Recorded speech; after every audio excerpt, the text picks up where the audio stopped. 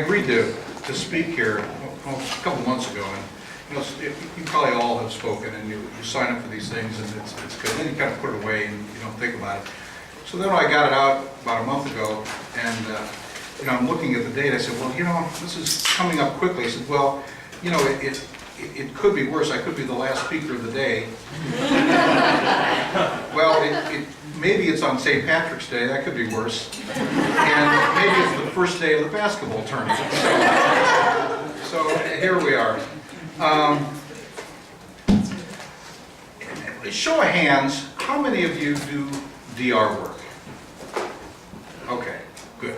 I only do divorce work. Forgive me, because I've only done that, and I'm too ignorant to figure out anything else to do. So, but I tried to make this presentation, I hope, applicable to everybody who negotiates and has to handle this kind of thing. So, giving a speech like this when you're with professionals, and a lot of you, maybe most of you, know as much about this as I do, is sort of like giving advice to friends. I was looking around for some quotes, and Oscar Wilde said, "The only thing to do with good advice is pass it on. It is never any use to oneself." But the bit about advice that I like the best came from Horace, and he said, "Whatever advice you give, be brief." So, we'll get you out of here by 5:15. I don't know if I'm going to be saving time for questions at the end, so if you have a question, raise your hand. We'll deal with the question as it comes along. Don't hesitate to interrupt, and maybe we can have some fun with this. When you're considering negotiations, the first decision that you need to make is how are you going to contact the other party who is as yet unrepresented? How are you going to do that? And you've got to give that some considerable thought, because in some circumstances you may want to have your client be the one who will tell the opposing party that they are going to be contacted by a lawyer. I've had many situations where when we sent the initial letter, it was reported back that the person receiving it had sort of a gulp mentality, and they retreated, and it was more difficult. So you need to talk to your client, if it's a DR case, or if it's a contract case, or if it's a landlord-tenant case, and you may want to ask them how they think the information about the fact that they're going to be sued should best be received. And if safety is not an issue, then it might be best if that first contact come from the client rather than you. When you get around to sending the initial letter to your opposing party, you've got to make your decision as to what tone you're going to have in that letter. And tone is very important at the earliest stage of the negotiations.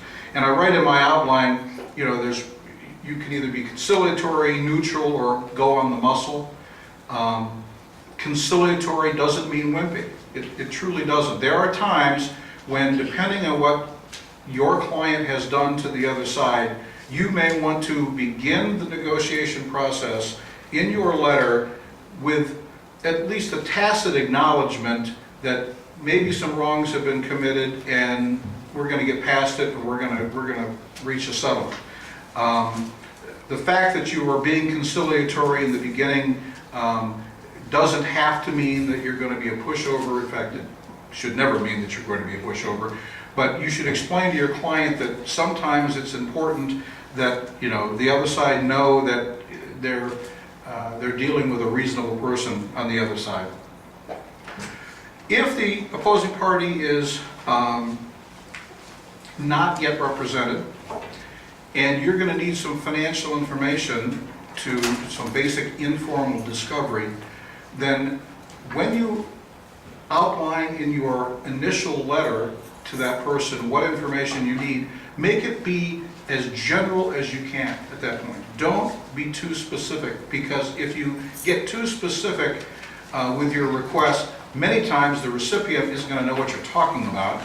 But again, they're dealing with the shock of getting this letter. And there's always going to be time down the road to refine exactly what it is that you need from them so that you can then get your discovery. And at some point, you're going to do a much more formal request, but at least you're setting a tone. One of the things that I like to do in my DR cases, I give my clients a list of what I call preliminary documents. And it's a real benign, neutral thing. These are the tax returns I'm looking for. And so many times I will send that list to the other side, and I will tell them, I'm giving you the same list that I've given your husband or your wife for them to put together. It would expedite the process if you could also join in this process and give me this information. They think it's a lot less intimidating if the other side is doing the same kind of homework that they have to do. How the other side responds to your informal request for discovery is going to tell you a great deal about how that case is going to be conducted. If the opposing party is going to play hide the ball, you're going to know it right from the beginning. And so then you're going to develop your, how you present the case a different way. Many times you're going to get a lot of cooperation from the other side, and you're going to save yourself a lot of time, your client a lot of money if they're paying attorney fees, and a lot of angst if they're not. I like to end all of my initial letters that are sent to unrepresented parties with a simple statement: if you intend to be represented by an attorney, please provide this letter to him or her and ask that I be contacted immediately. There are many of my colleagues who take the position that at this stage we should advise them of their right to go see a lawyer. We should encourage them to go see a lawyer. I don't agree with that, because while we don't want to discourage them from seeing a lawyer, by any means, you never want to discourage that. But you're going to be an advocate for your client, and if you can get this case done faster and better for your client with them not being represented, that's their decision as to whether they're going to get a lawyer or not. But certainly, your letter should end with the request that if they do see a lawyer, have that lawyer get a hold of you right away. All right, you've got to set reasonable parameters for how you're going to negotiate.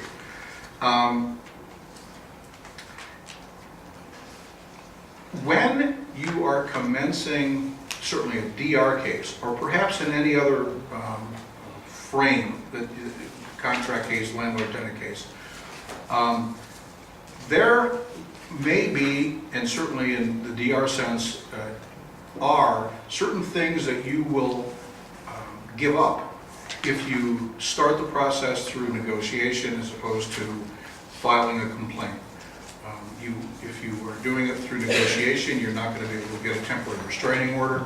You're not going to be able to ask for temporary orders. You're not going to be able to do a lot of the things that can protect your client. And many times, that's okay. You don't need those things. But what you need to do is explain to your client what they're giving up by starting the process by a letter and let's talk and let's see if we can negotiate this.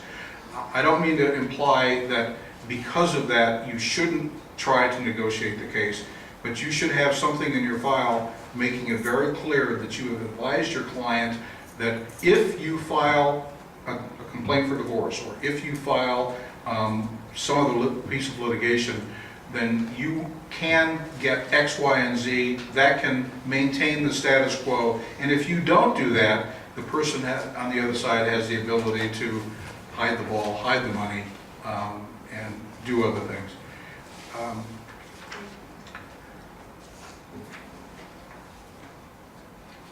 As soon as you can, after you've started this negotiation process, I like to get from my opponent, hopefully, if by that time they have a lawyer, but even if they don't, I try to get something in writing from them where both parties are pledging to maintain the status quo.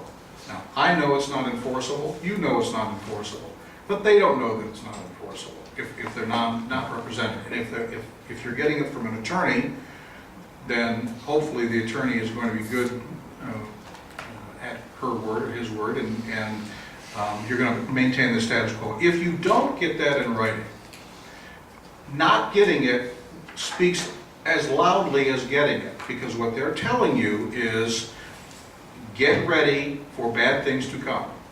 And so you've got to advise your client. We may need to file something in order to get that restraining order, because I've asked them to commit not to move the money out of the joint account, not to dispose of some assets, and here's the response. They're not prepared to do it. Jay? Sir? Question about that. What's the Melissa, you can incentive? stand up so we can see you. Okay. What's the incentive? You talking to me or her?